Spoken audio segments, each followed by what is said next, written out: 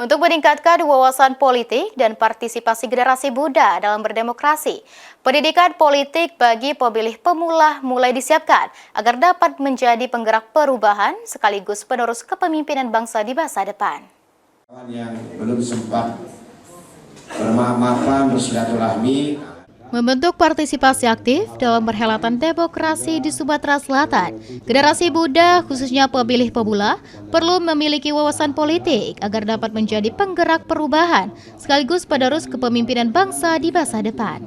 Berdasarkan data pemilu tahun 2024, jumlah pemilih pemula di Sumatera Selatan berusia 17 hingga 21 tahun mencapai 18,84%. Dari total daftar pemilih tetap atau DPT yang berjumlah 6.326.384 orang. Tingginya angka tersebut mendorong DPW Partai Nasdem Sumatera Selatan menyiapkan program pendidikan politik melalui kegiatan remaja bernegara dengan tujuan meningkatkan kapasitas serta memberikan pengetahuan politik kepada generasi muda. Ya, saya kira kan pemilih pemula ini kan pemilih yang sangat strategis, yang sangat menentukan, dengan jumlahnya kan cukup banyak, ya kan?